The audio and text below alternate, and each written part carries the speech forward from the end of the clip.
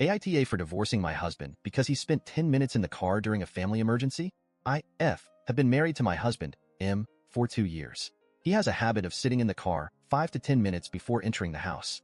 I don't know why he does it, but he talked about a past traumatic experience he had when he came home and caught his ex cheating on him. Because of that, he'd just spend few minutes in his car before he enters his home as response to his trauma. Now, I won't say that he's wrong in coping with what happened, but this has made me feel uneasy, and it had caused many fights between us. Like when we have guests, he'd sit outside before coming in, or when dinner is waiting on him and he'd take 10 minutes silently sitting in the car. I was worried that something might come up and he does not respond properly.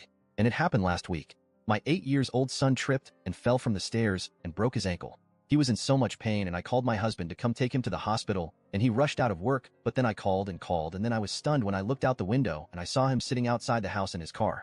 I was both shocked and angry. I ran outside and I asked how long he was sitting in the car. He told me around 8 minutes. I asked why he didn't come into the house immediately to help, and he said he would after 2 more minutes.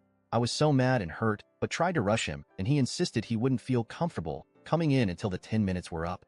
He told me to get my son ready to take him to the hospital, but I started screaming at him nonstop, telling him this was a family emergency and that he was out of his mind to behave like that. It might not have been my best response, but I was shocked by his behavior and quite concerned because I had this situation always stuck in the back of mind, thinking what my husband do when there's a family emergency. I ended up taking my son by myself when my neighbor intervened and offered to take us. We went to the hospital, and later my husband came and tried to talk to me, but I refused. I then went to stay with my mom and texted him that I wanted a divorce. He tried to rationalize and justify what he's done, saying he could not help it and that he was nervous and wanted to help my son but felt stuck.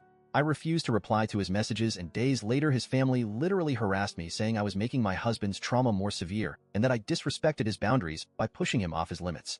I feel lost and unable to think because of the whole ordeal. My family are with me on this, but they can be biased sometimes. My husband is still trying to basically talk me out of divorce, saying I'm making a huge deal out of it. I feel like I no longer have trust in him, especially when it comes to serious stuff like how cold he acted in a family emergency. Edit to clarify that my son isn't his biological son. We don't have kids together. Comment 1. It sounds like he is stuck in a compulsive behavior. He needs to find a professional to help him address it. It's going to be tough, especially as he let you down when you needed him. I bet he feels really bad about the situation. I hope your son is doing okay. Comment 2. I wonder if this is the only strange thing that he does. If he has OCD, then there are likely other quirks. However, since this is causing problems in his marriage, he needs to address it ASAP, and his family needs to support his recovery from this compulsion. I don't blame OP one bit. Comment 3. If he can't get past this when someone is having an emergency, it's seriously impacting his life and needs to see a mental health professional. I understand your frustration, concern, and how this is in a sense a very serious straw that broke the camel's back. If I was in your situation, I would consider divorce only if he refuses to get help.